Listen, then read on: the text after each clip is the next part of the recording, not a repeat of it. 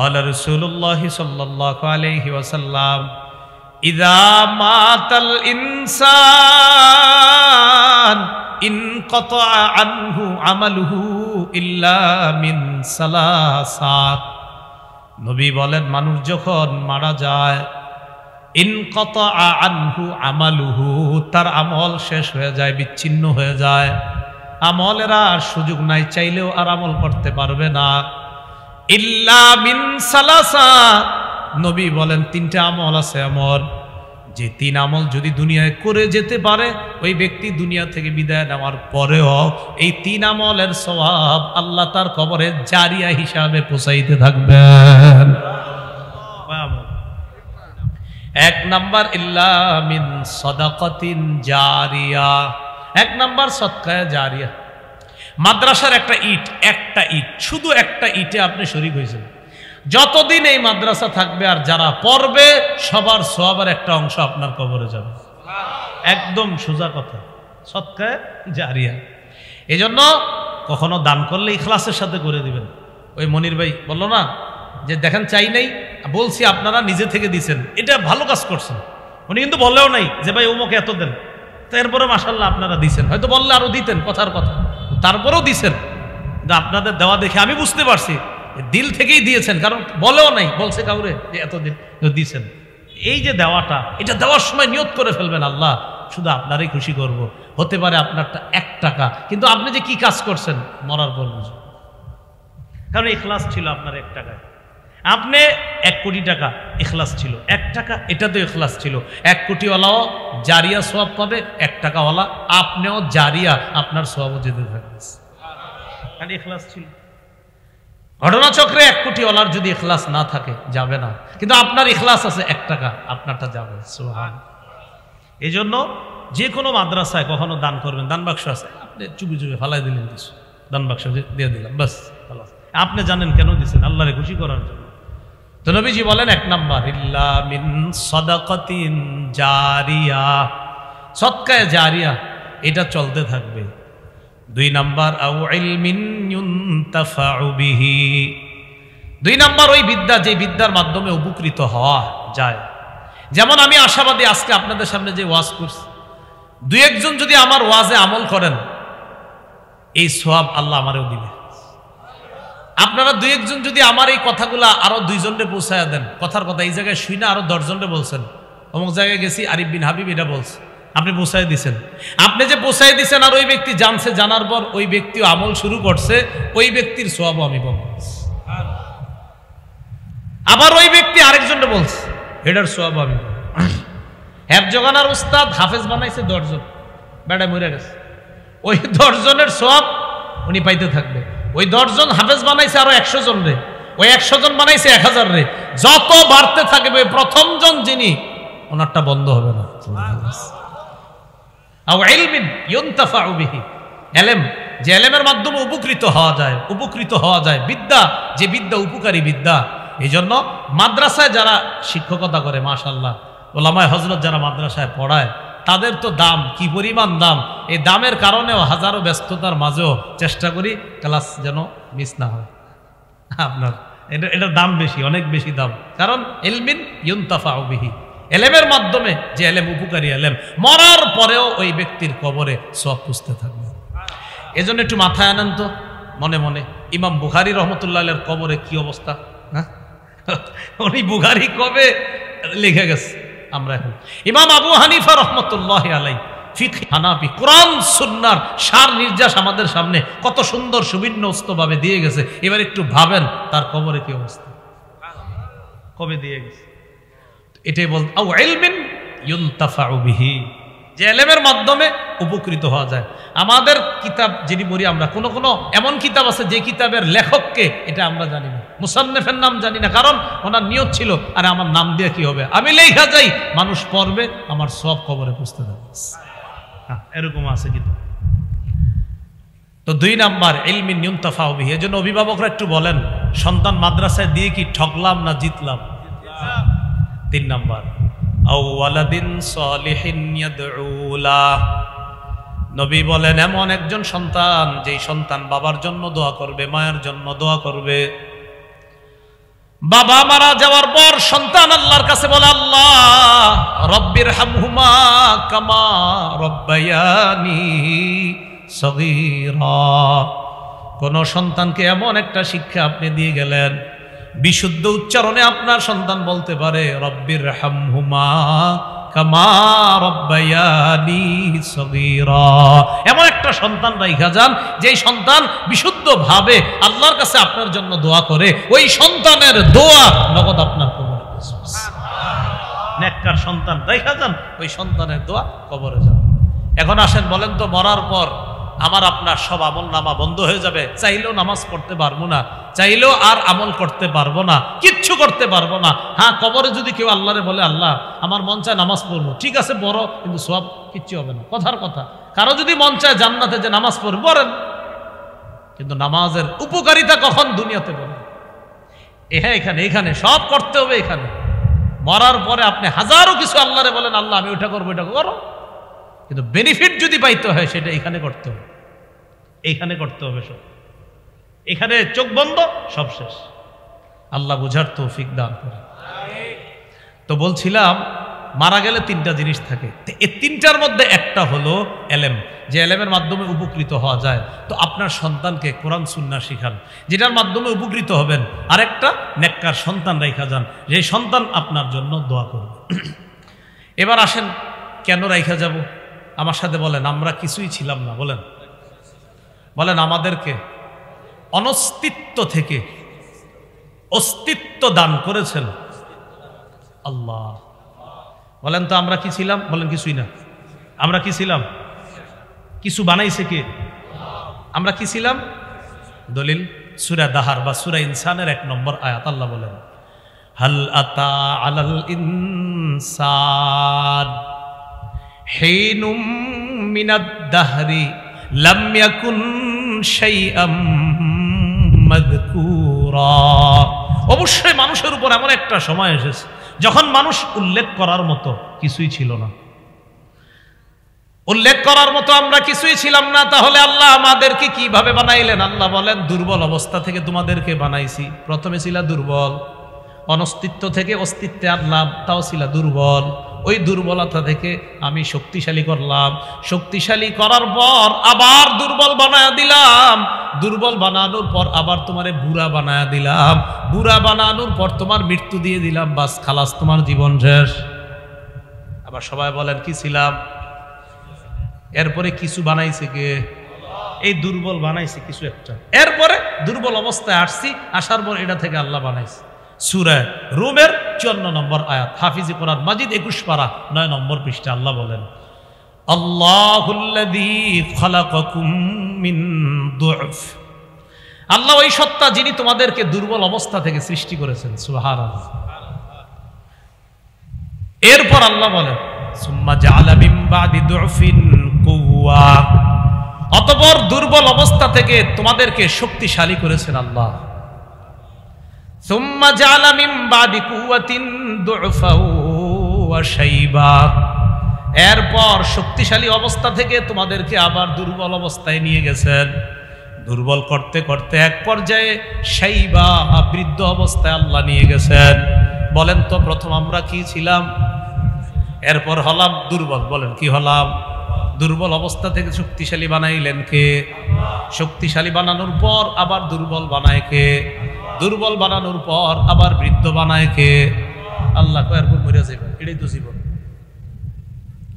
এবার আসেন সূরা তারিক 5, 6, 7 নম্বর আয়াতে কি বলে দেখেন, ফালয়ানজুরিল ইনসানু মিম্মা খুলিকা। মানুষ যেন চিন্তা করে তাকে কি থেকে সৃষ্টি করা হয়েছে। খুলিকা মিম্মা ইন দাফিকি ইয়াখরুজু মিন বাইনিস সুলবি ওয়াত তারাইব। মানুষ যেন চিন্তা করে তাকে কি থেকে সৃষ্টি করা হয়েছে। এবার একটু চিন্তা করেন, কি থেকে? বলেন, করলাম। বলেন, করলাম। তো আল্লাহ কয় চিন্তা করো, তো কইরা কি পাও? খুলিকা মিম্মা ইন দাফিক। আল্লাহ বলে তাকে সৃষ্টি করা হয়েছে সবেগে নির্গত স্খলিত পানি থেকে, শুক্রবিন্দু থেকে তাকে সৃষ্টি করা হয়েছে। তাহলে চিন্তা করে এটাই পাইলাম যে চিন্তা করো তোমাকে কি থেকে সৃষ্টি করা হয়েছে। তো চিন্তা করে পাইলাম মিম্মা ইন দাফিকিন, সবেগে নির্গত, সবেগে স্খলিত পানি থেকে সৃষ্টি করা হয়েছে। কিভাবে বের হয়?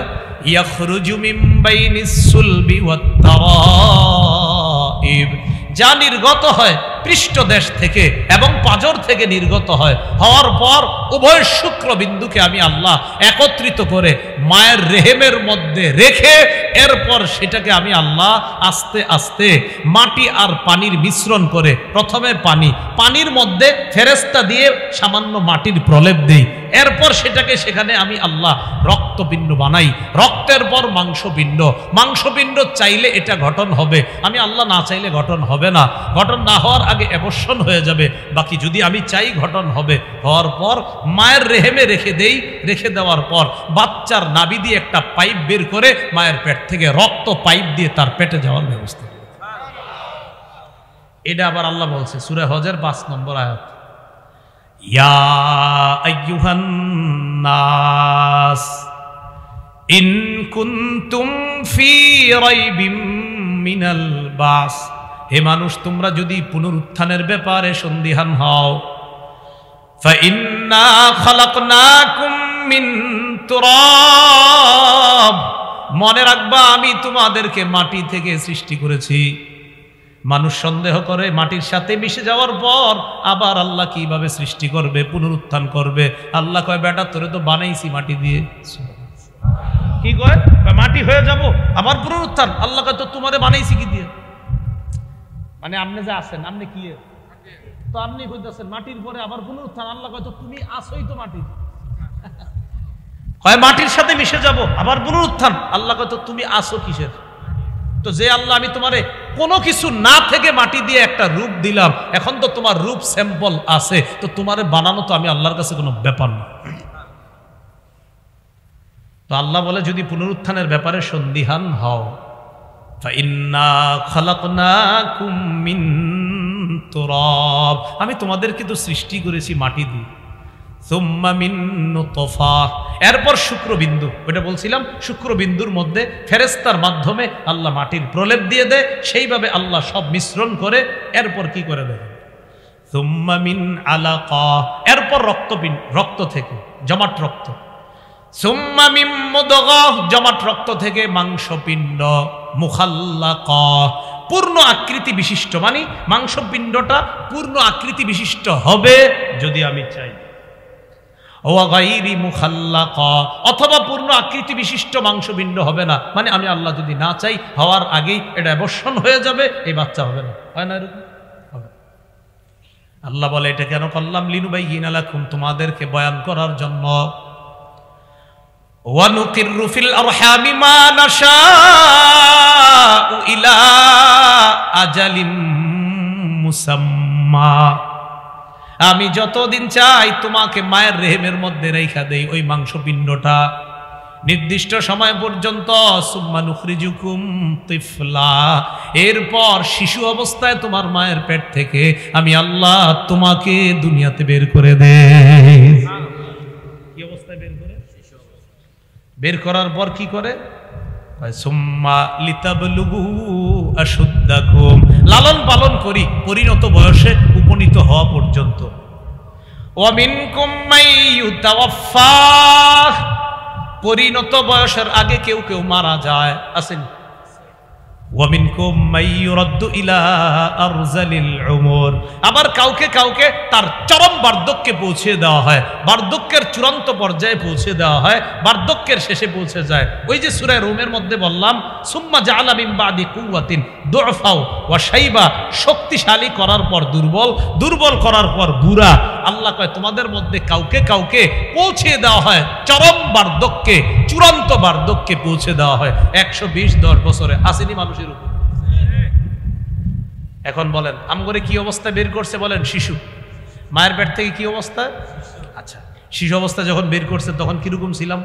সূরা নাহাল 78 নম্বর আয়াত 14 পারা, দেখেন আল্লাহ কি বলে, ওয়াল্লাহু আখরাজাকুম মিন বুতুনি উম্মাহাতিকুম লা তা'লামুনা শাইআ, আল্লাহ তোমাদেরকে তোমাদের মায়ের পেট থেকে বের করেছে এমন অবস্থায় তোমরা কিছুই জানতা না। ওয়া ওয়া করা ছাড়া, হ্যাঁ কিছুই জানতা না। কি করছে সবাই? ওয়া ওয়া করছে। পরে কি করছে? ওয়াজআলা লাকুমুস সামআ, আল্লাহ শ্রবণ শক্তি দিলেন, ওয়াল আবসার, দৃষ্টি শক্তি দান করলেন, ওয়াল আফইদা, অন্তর দান করলেন। কয় কেন? লাআল্লাকুম তাশকুরুন, বুঝে শোনার যখন তোমার হবে, বুঝজ্ঞান হবে, কান দিয়া যখন শুনবা, চোখ দিয়া যখন দেখবা, আমি আল্লাহর কথা শুইনা যেন শুকরিয়া আদায় করতে পারো। তো আল্লাহ যে আমাদের এই পর্যন্ত আনছে, বলেন আলহামদুলিল্লাহ। আজকে একদম মন থেকে, এইভাবে মন থেকে বলেন যে আমি কিছুই ছিলাম না, এরপর দুর্বল, দুর্বল থেকে শক্তিশালী, এখন শক্তি সামর্থ্য হয়ে মাঠের মধ্যে বসছি। এবার দিল থেকে এই কথা চিন্তা করে বলেন আলহামদুলিল্লাহ। তাহলে আল্লাহ আমগরে বানাইছে, গঠন করছে। এবার কিভাবে গঠন করছে? নাকটা নাকের জায়গায় দিছে, চোখ চোখের জায়গায়, কান কানের জায়গায়। আমি আল্লাহ যদি চোখটা চোখের জায়গায় না দেই, দেখো কত মানুষকে আমি বিকৃত করি। দু একজন এরকম বিকৃত করে। কেন জানো? তোমাদেরকে দেখাই যে আমি চাইলে কিন্তু তোমার এরকম পারতাম, করি নাই, শিক্ষা গ্রহণ করো। সূরা ইনফিতরের মধ্যে আল্লাহ বলেন, ইয়া আইয়ুহাল ইনসান মা গররাকা বিরাব্বিকাল কারীমিল্লাযী খালাকাকা ফাসাওয়াকা ফাআদালাক ফি আইয়ি সূরাতিম মা শাআ রাক্কাবাক। কি করে দেখেন? হে মানুষ, কি সে তোমাকে সম্মানিত রবের ব্যাপারে ধোকায় ফেলায়? আল্লাযী খালাকাকা, যিনি তোমাকে সৃষ্টি করেছেন, ফাসাওয়াকা, সুগঠিত করলেন, ফাআদালাকা, যিনি তোমাকে সুষম করেছেন। সুগঠিত আবার সুষম, মানে যেটা যেখানে দেওয়া দরকার সেটা সেখানে দিয়েছে। ফি আইয়ি সূরাতিম মা শাআ, যেই আকৃতিতে আল্লাহ চেয়েছেন, রাক্কাবাকা, তোমাকে সুন্দরভাবে গঠন করছেন। তো বলেন শুকরিয়া আদায় করবো কার? এবার আসেন আমি মূল কথায় আসি। মরণের পরে কয়টা জিনিস চালু থাকে? কয়টা? তিনটা। এই তিনটার মধ্যে একটা নেককার সন্তান, আর যেই সন্তানদের এলমে দ্বীন শিক্ষা দিব। মনে আছে তো কথাটা? এবার দেখেন এই কথার দিকে যাচ্ছে। তাহলে আমরা কিছুই ছিলাম না, দুর্বল অবস্থায় আসলাম, এখান থেকে শক্তিশালী বানাইছে। আলহামদুলিল্লাহ, এখন শক্তি নিয়ে আমরা মাঠে আছি। বলেন আলহামদুলিল্লাহ। কথা হইলো আমগরে আল্লাহ বানাইলেন কেন? আমাদেরকে আল্লাহ বানাইলেন কেন? সূরা জারিয়াতের 56 নম্বর আয়াতে আল্লাহ বলেন, ওয়ামা খালাকতুল জিন্না ওয়াল ইনসা ইল্লা লিয়াবুদুন, আমি মানুষ জিন সৃষ্টি করেছি আমার ইবাদত করার জন্য। সুবহানাল্লাহ। এবার আপনাদের কাছে জানতে চাই, জিন ইনসান আল্লাহ বানাইছে কি করার জন্য? এবার প্রশ্ন, কেমন ইবাদত? সবাই বলেন কেমন ইবাদত? এটাও আল্লাহ বলে দিয়েছে সূরা মুলকের 2 নম্বর আয়াত, আল্লাযী খালাকাল মাউতা ওয়াল হায়াতা লিয়াবলুয়াকুম আইয়ুকুম আহসানু আমালা, যিনি মৃত্যু জীবন সৃষ্টি করেছেন তোমাদেরকে পরীক্ষা করার জন্য, তোমাদের মধ্যে কে উত্তম আমল করে। এই জন্য আমার জবাব দিয়েন, বলেন আমগরে বানাইছি কি করার জন্য? ইবাদত। কেমন ইবাদত? উত্তম। বলেন বানাইছি কি করার জন্য? কেমন ইবাদত? এবার বলেন উত্তম ইবাদতের কি লাভ? সবাই বলেন উত্তম ইবাদতের কি লাভ? বলেন। এটাও আল্লাহ বলে দিচ্ছে 15 পারা 16 নম্বর পৃষ্ঠা, সূরা কাহফের 30 নম্বর আয়াত, ইন্নাল্লাযীনা আমানু ওয়া আমিলুস সলিহাত ইন্না লা নুদিউ আজরা মান আহসানা আমালা।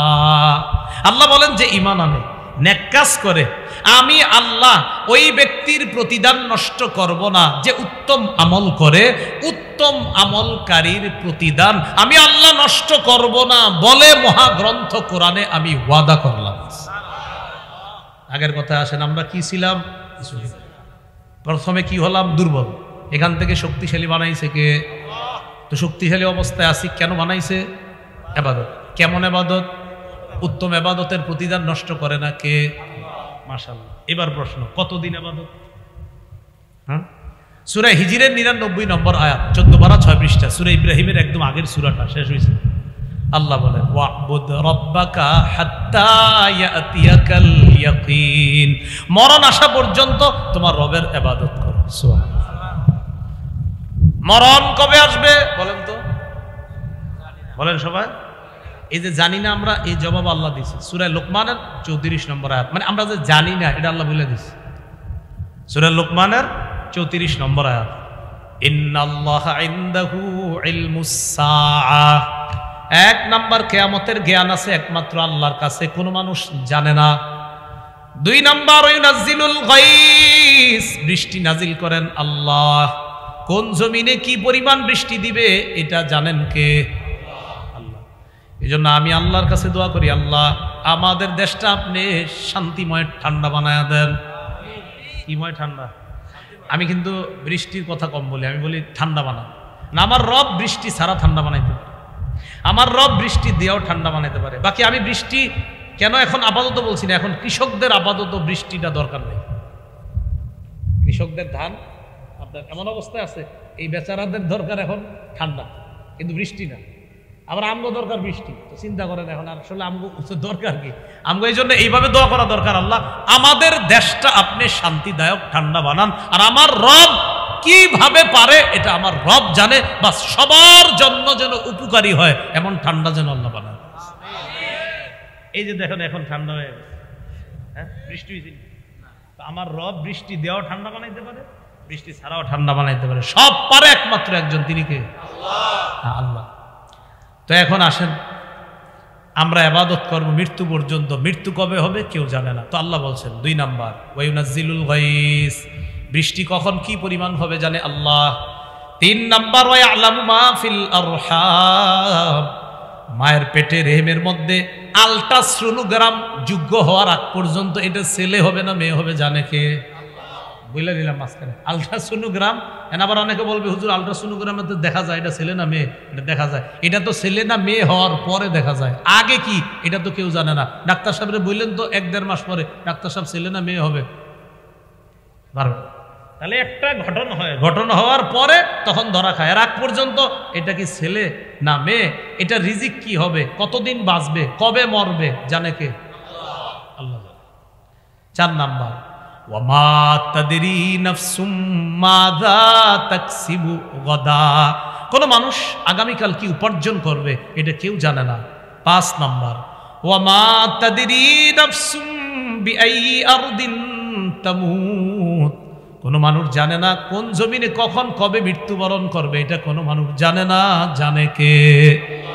আপনি গাজীপুরের মনে হইতেছে আপনি যে আমি তো ইনশাল্লাহ গাজীপুরে মরমু, এখানে কবর হবে, কিন্তু আপনার জানাও নাই যে আপনার কবর এমনিকে হইতে পারে। কথার কথা, আপনার মনে হচ্ছে আমি এখানে মারা যাব, কিন্তু হজে গিয়ে আপনি মারা গেছেন, আল্লাহর কি মর্জি সেখানে আপনার কবর হয়ে গেছে। তো এরকম আমরা কেউ জানি না কবে কোন জমিনে কোথায় মৃত্যুবরণ করব, এটা কে জানে? আল্লাহ। সূরা আলী ইমরান 145 নম্বর আয়াতে আল্লাহ বলেন, ওয়ামা কানা লিনাফসিন আন তামুতা ইল্লা বিইজনিল্লাহি কিতাবাম মুআজ্জালা, কোন মানুষ মরবে না আল্লাহর হুকুম ছাড়া। কোন মানুষের জন্য এটা উচিত না যে সে মরবে আল্লাহর হুকুম ছাড়া। কোন মানুষের জন্য এরকম কোনো ক্ষমতা নাই সে মারা যাবে আল্লাহর হুকুম ছাড়া। হুকুম আসবে তখন সে মারা যাবে। সূরা আনকাবুতের 57 নম্বর আয়াত, কুল্লু নাফসিন যায়িকাতুল মাউত, প্রত্যেকটা মানুষ মৃত্যুর স্বাদ গ্রহণ করবে। সূরা নিসার 78 নম্বর আয়াত, আইনামা তাকুনু ইউদরিকুমুল মাউত, তোমরা যেখানে থাকো মৃত্যু তোমাদেরকে পাকড়াও করবে। সূরা আহজাবের 16 নম্বর আয়াত, কুল লাইয়ানফাকুমুল ফিরারু ইন ফারারতুম মিনাল মাউত, নবী আপনি বলেন মৃত্যু থেকে যতই পালিয়ে বেড়াও, এই মৃত্যু থেকে পালিয়ে বেড়ানো তোমাদের কোনো কাজে আসবে না। সূরা আরাফের 34 নম্বর আয়াত আল্লাহ বলেন, ওয়ালিকুল্লি উম্মাতিন আজাল, প্রত্যেকটা মানুষের মৃত্যুর সময় নির্ধারণ করা। ইযা জাআ আজালুহুম ফালা ইস্তাখিরুনা সাআতাও ওয়ালা ইস্তাকদিমুন, মৃত্যু যখন আসবে আগেও না পরেও না, ওই সময় তার মৃত্যু হবে। সূরা জুমুআ 8 নম্বর আয়াত আল্লাহ বলেন, কুল ইন্নাল মাউতাল্লাযী তাফিররুনা মিনহু ফাইন্নাহু মুলাকীকুম, নবী আপনি বলেন যে মৃত্যু থেকে তোমরা পালিয়ে বেড়াও, এই মৃত্যু তোমাদের সাথে সাক্ষাৎ করবে।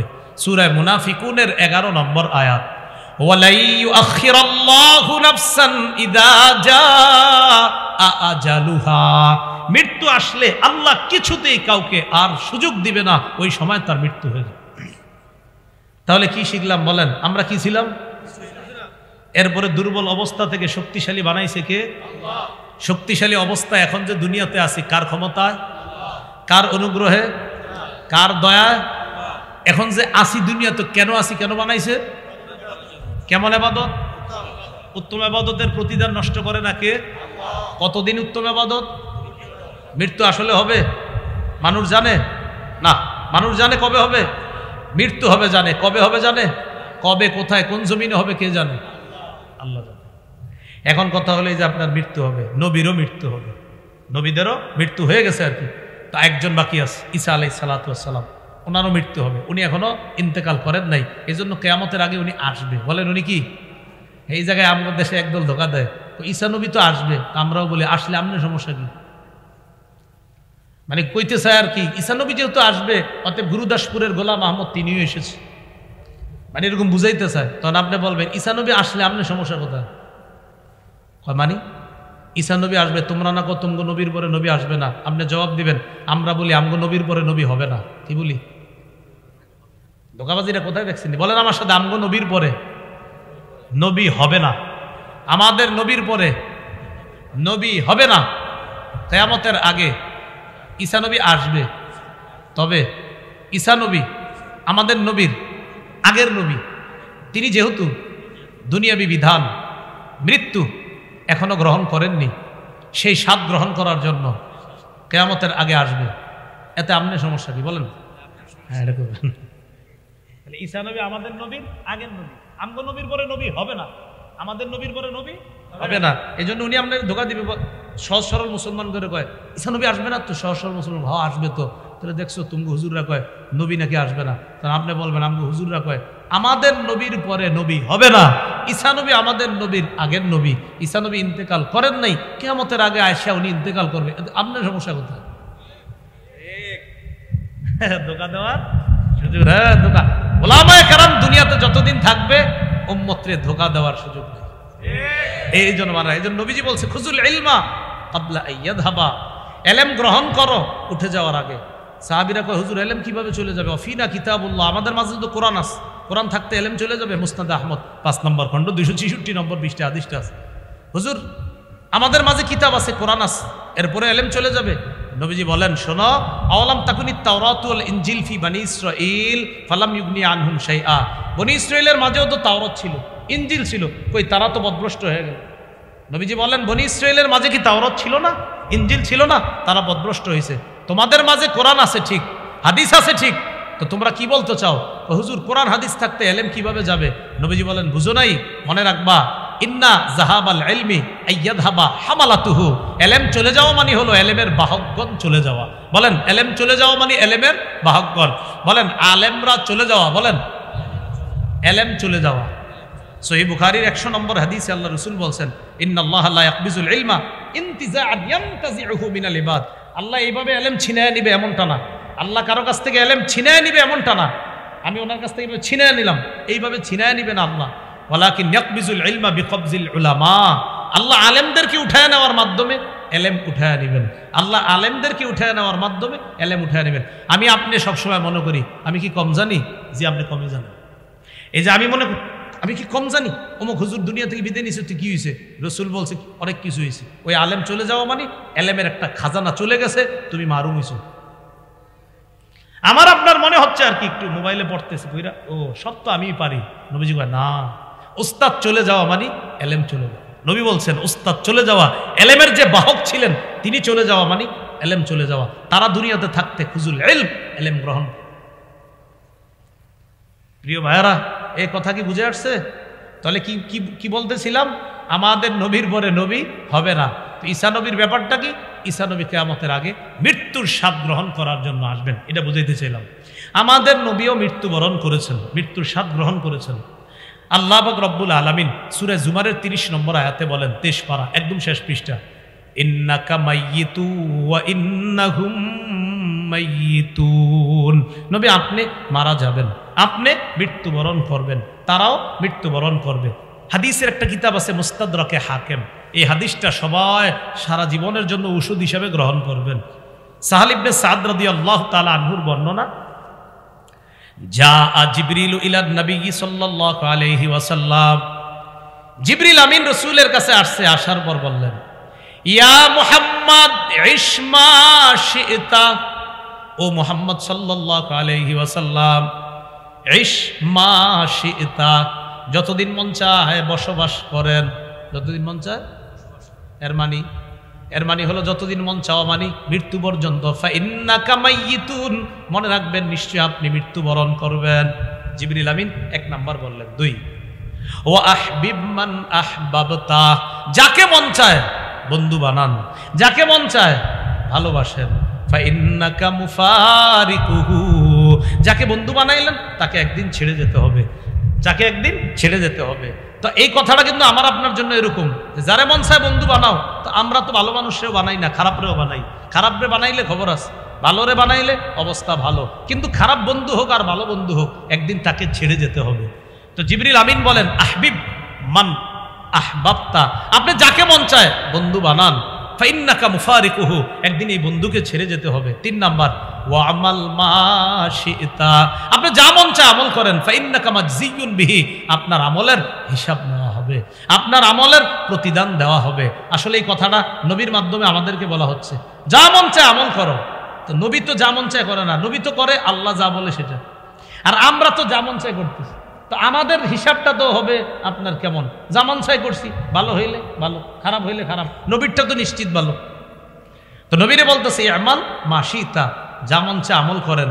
মনে রাখবেন, ফাইন্নাকা মাজজিয়ুন বিহি, এই আমলের প্রতিদান দেওয়া হবে। এরপর বলতেছে, ইয়া মুহাম্মদ, হে মুহাম্মদ সাল্লাল্লাহু আলাইহি ওয়াসাল্লাম, শারাফুন নাস কিয়ামুল লাইল, আপনার উম্মতকে জানায়া দেন, শরফুর রজুল শরফুল নাস, মানুষের মর্যাদা হলো রাত্রি জাগরণ করার মধ্যে। মানুষের মর্যাদা রাত্রি জাগরণ করার মধ্যে, 10টা থেকে 4টায় ফেসবুক চালানোর মধ্যে মানুষের মর্যাদা। তো রাত্রি জাগরণ তো রাত্রি জাগরণ, তাহাজ্জুদ পড়া, বলেন কি পড়া? তাহাজ্জুদ। ওয়াইজুহু ইস্তিগনাউহু আনিন নাস, মানুষের ইজ্জত, মানুষের সম্মান অন্য মানুষ থেকে অমুখাপেক্ষী থাকার মাধ্যমে, অন্য মানুষ থেকে অমুখাপেক্ষী থাকার মধ্যেই মানুষের ইজ্জত, মানুষের সম্মান। মানুষ শুধু একজনের মুখাপেক্ষী হবে, বলেন কার? তো বলতেছে হাবিব, মানুষের মর্যাদা তাহাজ্জুদের মধ্যে, আর মানুষের ইজ্জত সম্মান মানুষ থেকে অমুখাপেক্ষী হয়ে আল্লাহর দিকে মুখাপেক্ষী হওয়ার মধ্যে। তো নবীরে বললেন, আপনি যতদিন মন চায় বসবাস করেন। ফাইন্নাকা মাইয়িতুন, নিশ্চয় আপনি মৃত্যুবরণ করবেন। তা আমি আপনি যতদিন মন চায় মানি মরণ পর্যন্ত বসবাস করা। 2 নাম্বার নবীরে বলছে, আহবিব মান আহবাবতা, যাকে মন চায় ভালোবাসার পাত্র হিসাবে গ্রহণ করেন। তবে ফাইন্নাকা মুফারিকুহু, একদিন ছেড়ে যেতে হবে। তো আমি আপনি খেয়াল করতে হবে কাকে বন্ধু বানাইলাম। 3, ওয়া আমাল মা শিতা, যা মন চায় আমল করেন। বাকি আমার আপনার চিন্তা করতে হবে আমরা কি আমল করেছি। আল্লাহ আমাদের সকলকে মৃত্যুর প্রস্তুতি যেন আমরা সদা সর্বদা নিতে পারি, আল্লাহ তৌফিক দান করেন। এবার আসেন, যে ব্যক্তি মারা গেছে কয়টা জিনিস জানি তার কবরে বসবে, এটা বলার জন্য বলছিলাম। আমরা কি ছিলাম? দুর্বল থেকে কি বানাইছে? এক পর্যায়ে কি হয়ে যেতে পারি? দুর্বল, দুর্বলের পরে বৃদ্ধ, বৃদ্ধর পরে মৃত্যু। তো মৃত্যু যখন হয়ে যাবে, মৃত্যুর পর সব বন্ধ হয়ে যাবে, 3টা চালু থাকবে। 1 নাম্বার সদকায়ে জারিয়া, 2 নাম্বার এলেম, যে এলেমের মাধ্যমে অন্য উপকৃত হয়, 3 নাম্বার এমন সন্তান যে সন্তান নেককার, বাপ মার জন্য দোয়া করে। আমরা মৃত্যুর আগে এমন সন্তান যেন দুনিয়াতে রেখে যেতে পারি, আল্লাহ তৌফিক দান করেন। তাহলে আজকের মূল কথাটা মনে রাখবেন, কিছুই ছিলাম না, এখন কিছু একটা আছে। কিছুই ছিলাম না, ওই কিছু না থেকে আল্লাহ কিছু একটা বানাইছে। এখন কেন বানাইছে আল্লাহ? উত্তম ইবাদতের কি নষ্ট হবে না? প্রতিদান। কতদিন ইবাদত? অর্থাৎ মৃত্যুবরণ করব, জীবনটা শেষ হয়ে যাবে। জীবন মৃত্যু, মাঝখানে ইবাদত। বলেন, জীবন মৃত্যু ইবাদত। ভালো ইবাদত, উত্তম ইবাদত। সন্তানকে মাদ্রাসায় দেওয়া উত্তম ইবাদত, সন্তানকে কোরআন শিক্ষা শেখানো উত্তম ইবাদত, উত্তম আমল। এইগুলো আমরা রেখে যাওয়ার চেষ্টা করব, আল্লাহ তৌফিক দান করেন। সুবহানাল্লাহি ওয়া বিহামদিহি, সুবহানাকাল্লাহুম্মা ওয়া বিহামদিকা, আশহাদু আল্লা ইলাহা ইল্লা আনতা, আস্তাগফিরুকা ওয়া আতুবু ইলাইক। ও মিম্বরের আমানত যাদের লাগবে গাড়ি থেকে সংগ্রহ করতে পারেন। মিম্বরের আমানতের ব্যাপারে আমার একটা কথা মনে রাখবেন, সাধারণ জনগণ যারা আছেন, ওলামায়ে হযরত মাশাআল্লাহ এটার সাথে পরিচিত, সাধারণ জনগণ যদি কেউ নেন, নেওয়ার পরে প্রথম খণ্ডটা বলেন মুখস্থ করে ফেলবো ইনশাআল্লাহ। কি করে ফেলবেন? যাদের কাছে আছে মিম্বরে আমানত প্রথম খণ্ড পুরোটা মুখস্থ করবেন। সন্তানের 64টা অধিকার মুখস্থ করবেন। পাঁচটা মুখস্থ কইরা আপনি বিবিরে শোনাইবেন, বিবি আপনারে শোনাইবেন। এভাবে 64টা অধিকার একদম মুখস্থ করে ফেলবেন। দ্বিতীয় খণ্ড শিরিক বেদাত কুফর তাওহীদ, এটা আরো জরুরি। তৃতীয় খণ্ড আজকের আলোচনাগুলো তৃতীয় খণ্ডে পাবেন। আজকের যে আলোচনাগুলো অনেকগুলোই তৃতীয় খণ্ডে পেয়ে যাবেন। চতুর্থ খণ্ডে স্বামী স্ত্রীর 43টা অধিকার, স্বামীর 24টা, স্ত্রীর 19টা। বাসায় নিয়ে পইরা বিবিরে বলবেন, আমার অধিকারগুলো তুমি পড়ো, তোমারগুলো আমি পড়ি, তুমি আমার 24টা আদায় করছো কিনা দেখো, আর আমি তোমার 19টা আদায় করছি কিনা এটা একটু দেখো। এইভাবে আপনারা মুখস্থ করার মতো করে ফেলবেন। আপাতত 4 খণ্ড আছে। অনলাইন থেকে যারা সংগ্রহ করতে পারেন করে নিন। অনলাইন থেকে কীভাবে করে আমি জানি না, অনেকে ছাড়তেছে মাশাআল্লাহ। অনলাইন থেকে প্রায় 50, 60, 70 হাজার অনলাইনেই ওরা বিক্রি করতেছে। তো ওরা কীভাবে বিক্রি করে ওরা জানে, একটা নিয়মে আছে হয়তো। এখানে ওরা নিয়ে এসেছে প্রকাশনী থেকে। এখান থেকে যারা নেবেন, এই গাড়িটা যেহেতু ভাড়া করা আমার, আর এই গাড়ি যদি ভাঙেন তাহলে জরিমানা দিতে হবে। এই জন্য গাড়ির কাজ না ভাঙা যদি কেউ পারেন এখান থেকে সংগ্রহ করতে পারেন। আল্লাহ আমাদের সকলকে যে কথাগুলো বললাম শুনলাম আমল করার তৌফিক দান করেন। আমিন ওয়া আখিরু দাওয়ানা আলহামদুলিল্লাহি রাব্বিল আলামিন। আচ্ছা, দেন।